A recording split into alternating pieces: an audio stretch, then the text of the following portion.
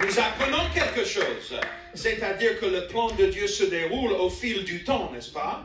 Et il faut apprendre à être patient. Et Noé a obéi à la parole de Dieu qu'il avait reçue du Seigneur. Obéir à la parole de Dieu a une grande valeur. Alléluia. La vie, la paix, la santé et un avenir ne se trouvent pas dans le rêve américain ni dans le rêve canadien. On ne les retrouve pas avec l'addiction au réseau social. On ne les retrouve pas dans l'addiction aux médias et au divertissement. Mais la vie, la paix, la santé, un avenir se trouvent tous dans l'obéissance à la sainte parole de Dieu. Alléluia. Et pas seulement pour vous, mais pour votre famille. Nous avons chacun une responsabilité envers Dieu et envers sa parole. Mais nous avons également une responsabilité les uns envers les autres aussi, envers nos familles et envers ceux qui nous succéderont.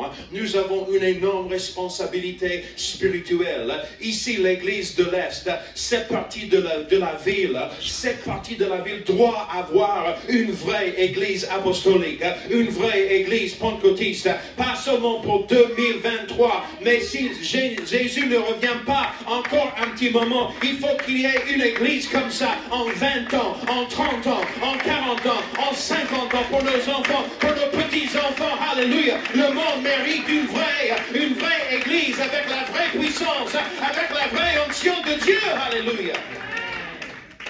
Et nous devons être comme Noé et obéir à Dieu. Nous ne devons pas laisser les moments fastidieux épuiser notre capacité à faire le bien. Seigneur, aide-nous. Alléluia. Ne vous y trompez pas. On ne se moque pas de Dieu. C'est qu'un homme aura sémé, il le moissonnera aussi. Celui qui sème pour sa chair moissonnera de la chair la corruption. Mais celui qui sème pour l'esprit moissonnera de l'esprit la vie éternelle. Ne nous lassons pas de faire le bien, car nous moissonnerons au temps convenable. Je pense que nous vivons dans un temps convenable. C'est le temps des pluies. Alléluia. Si nous ne relâchons pas, alléluia. Alors que faites-vous aujourd'hui qui vous prépare à l'avenir que Dieu a pour vous et l'avenir que vous espérez? Vous ne pouvez pas tomber dans le plan de Dieu. Vous devez vivre votre vie intentionnellement. Alléluia. Continuons maintenant. Avance un peu. Encore 400 ans. Et nous avons un homme qui s'appelle, un homme de Dieu qui est vraiment tout seul dans une classe d'obéissance qui s'appelle Abraham. Abraham et ses efforts et sa fidélité face à des circonstances impossibles, c'est incroyable pour moi ce qu'il a fait.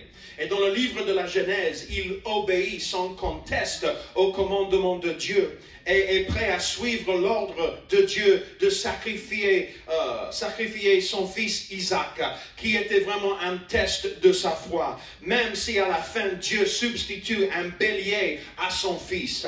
Et nous ne pouvons pas parler de la foi et d'obéissance sans parler d'Abraham. Jacques considère Abraham comme l'ami de Dieu. Quel homme extraordinaire, Abraham. Lorsque nous le rencontrons pour la première fois, il a déjà 75 ans quand nous le voyons pour la première fois dans la Bible. Et l'histoire d'Abraham commence avec l'appel de Dieu sur sa vie. Et j'aimerais bien mettre ici juste une petite parenthèse en suivant ce que le pasteur Kahosi a dit. Le fait que tu es première génération, choisi de Dieu. Alléluia. Ce n'est pas un accident qu'il y a l'appel de Dieu sur ta vie. Ce n'est pas un accident que tu sois là ce matin. Ce n'est pas un accident que tu as fait la connaissance de pasteur Kahosi. Ce n'est pas un accident que tu as fait la connaissance d'un ancien, d'un frère, d'une sœur qui t'a invité à la maison de Dieu. Ça fait partie du plan de Dieu pour ta vie.